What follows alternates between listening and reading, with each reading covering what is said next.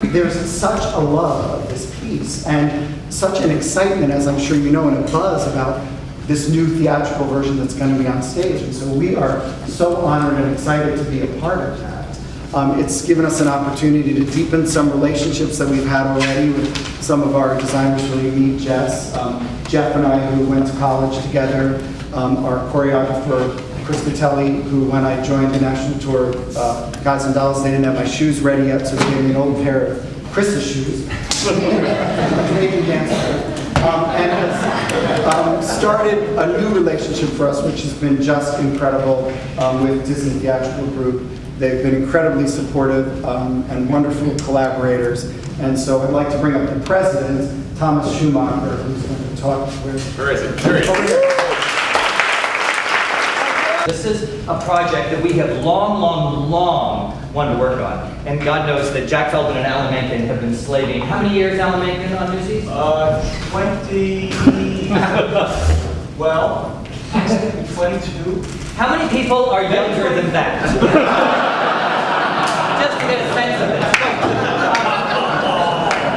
And we've known each other this whole time. So this is a new model for us, to take a show that we've long wanted to do and find the show and have the show find an audience. And there was no better way for us to do this than to create this extraordinary partnership with Paper Mill. We've never done anything like this before. So it's a big step for us. So you are in a Paper Mill production. You are not in the Disney on Broadway production. It's a curious thing to think about the fact that you're in the room to work on a show at this moment in time about social justice.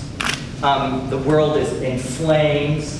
Parts of the world that never even thought of this topic, and here we are doing it. And you had the chance to be part of something that can have a profound effect. This idea of what seemed a simple little story, first created by Bob Zudiker and Noni White as a live-action movie, not a musical, then adapted by Alan and Jack into a musical, and now in the hands of Harvey Fierstein to turn that into a crafted book of a full, proper musical. This idea, I don't think, struck everyone what is at the core of this project. So it's deeply important for us on the Disney side that you recognize that and you understand what this movie represents. Our director.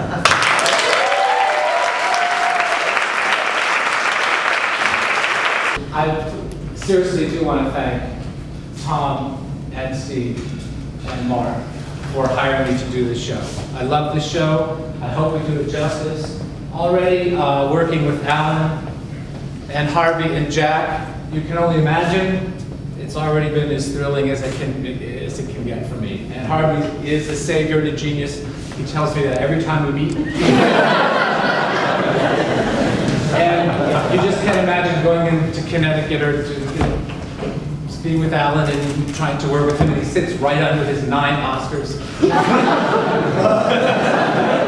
It's only 8. Oh, it's 8. Well, when I come, he's putting another one up.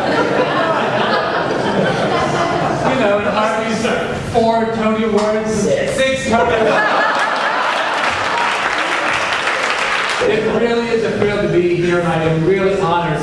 And I know it's a privilege to be here, and I try to take the responsibility that comes with it very seriously. So I'm grateful to everybody for this job. I've also surrounded myself with the best creative team I think we can have for Newsies.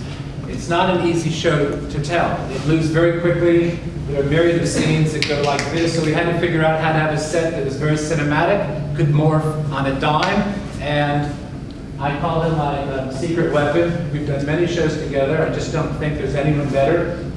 For my money, he's our brilliant set designer, Tobin Oaks.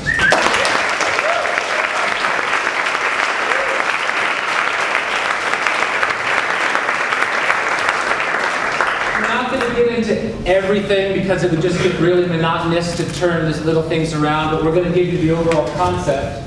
And why don't I just introduce all of our designers, and then it'll be sort of like some, what's the pinball. It'll be like that, we'll just ricochet back and forth. So where's our projectionist, Sven, who's like the best projectionist on Broadway.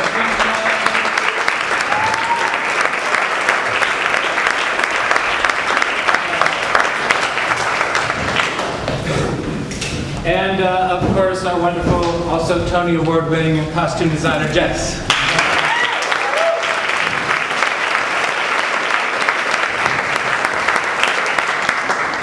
So I'm just putting like Jeff said, basically, what we really wanted with this is that we had the ability to cannonball through the scenes. It's chases, it's action, it's dance, and really make that compelling so that nobody's just running in circles. I think initially maybe our approach was a little too realistic, and with time it kind of, one word that stuck with us was jungle gym. I don't know what meeting that was in, meeting like 6C possibly, but that's what we ended up going with, so that the chase isn't just on a deck. The action's not just on the deck, but there's actually more real estate vertically. We have these 3 towers, you see them behind you here. That's just 1/3. Imagine, 2 more stacked on top of that. And the guts behind that was, again, getting back to the notion of what's real, what's not real, is we wanted architecture that could support what we were doing, but we didn't want to be overly real. So we were looking at, what were elevated trains like, what were fire escapes, all these kind of things, and morph them in these love child ways into these big towers.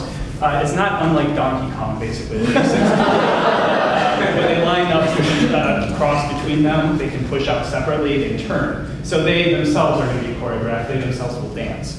And so through these, hopefully in the blink of an eye, you can be on this street corner, but then all of a sudden you're in Metis Theater. These are also supported with all these film pieces, basically, that come in and kind of tell the story in additional ways when we just need a little more help. But I should say that another function of these towers is basically as a movie screen.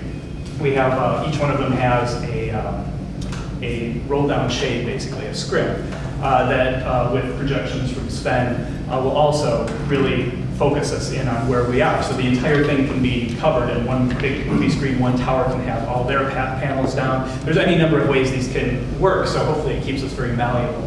I'm basically trying to fill in wherever the towers need a little bit more specific location. So I'm filling in the gaps. When those screens come down, I can show where you are, where you're going, where, and we can make it very smooth and slick, because we can track all these towers, and the imagery is going to look like it's stuck to those towers. We're going to track these towers, and the imagery is going to stay with the towers, even when they rotate.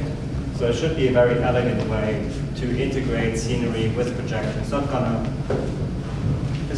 going to look like we sort of put something on top. It's going to look very united.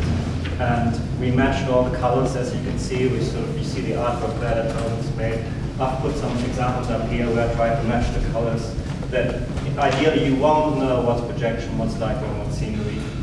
And we're going to use a few, filmic tricks to tell a story. We'll go up a rooftop and show the rooftop and show the skyline of New York City at the time.